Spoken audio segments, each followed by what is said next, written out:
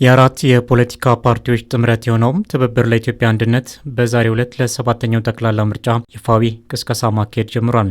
ትብብራችን በመላ ሀገሪቱ በሚያደርገው የምርጫ ቅስቀሳና የምርጫ ሂደት ውስጥ ለመሳተፍ ባለን ቁርጠኛ አቋም በተለይም አስቻይ በሆኑ ቦታዎች ሁሉ ቅንጅታችን የምርጫ ቅስቀሳ ለማድረግ ዛሬ በይፋ መጀመሩን ለተከበረው የሀገራችን ሕዝብ ለመግለጽ ዛሬ እዚህ ቦታ ላይ ተገኝተናል። ያለንን የምርጫ ፖሊሲ አማራጮችን የምንሸጥበት ሁኔታ እንዲፈጠር የሚያስችለው አንዱ እንደዚህ አይነት መድረክ ስለሆነ በቀጥታ ከማህበራዊ ከሚዲያው ባሻገር መሬት ላይ ወርደን ህዝባችን ጋር ለመድረስ ከዛሬ ቀን ጀምረናል። ፓርቲው በሰባተኛው ጠቅላላ ምርጫ ብቁና ተወዳዳሪ ሆኖ ለመቅረብ የሚያስችለውን ዝግጅቶች ሲያከናውን ቆይቷል።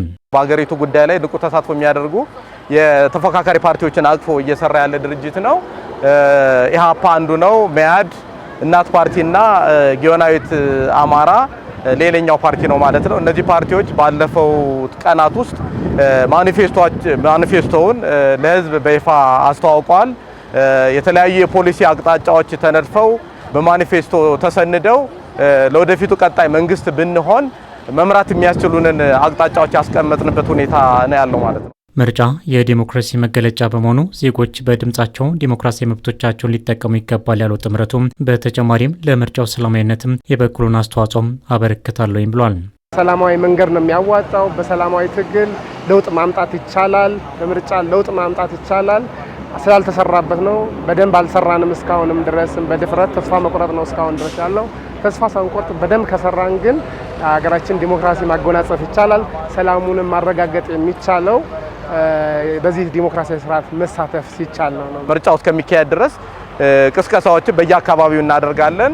እንደ ትብብር ለኢትዮጵያ እንግዲህ በአገሪቱ ውስጥ አስቻይ ሁኔታዎች ባሉበት ቦታ ሁሉ ለመወዳደር እጩዎቻችንን መልምለን ስራዎችን እየሰራን ያለ ነው። በመላ አገሪቱ እንወዳደራለን። ትብብር ለኢትዮጵያ አንድነት ለሰባተኛው ጠቅላላ ምርጫ ለተወካዮችና ለክልል ምክር ቤቶች 1054 እጩዎችን አቅርቧል። ዜጎች በቀሪው የመራጮች ምዝገባ ቀናትም የምርጫ ካርድ በመውሰድ መሳተፍ ይገባል ነው ያለው ፓርቲው።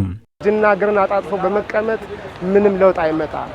ለውጥ የሚመጣው ካርድ አውጥቶ ያለምንም ፍርሃት በድፍረት የሚመርጡትን ፓርቲ ሲመርጡ ነው እና በፖለቲካው በምርጫው ጠንክሮ ሳይሳተፉ እንዲሁ ከቤት ተቀምጦ አይ ዲሞክራሲ የለም ሰላም የለም ብሎ ማለቃቀስ አስፈላጊ አይደለም። ይህንኑ እንቅስቃሴ ህዝባችንን የማንቃት የማስነሳት ለሰላማዊ ትግሉ የተሻለውን የራሱን ድርሻ እንዲወጣ የማድረግ ኃላፊነታችንን እንወጣለን። የምርጫ ቅስቀሳ ማስጀመሪያ መርሃ ግብሩ ላይ ፓርቲውን በመወከል የሚወዳደሩም እጩዎች ተገኝተዋል። ትብብር ለኢትዮጵያ አንድነት ፓርቲ ለምርጫ ያዘጋጀውን የምርጫ ማኒፌስቶ መጋቢት 19 ቀን 2018 ዓ.ም ማስተዋወቁ ይታወሳል።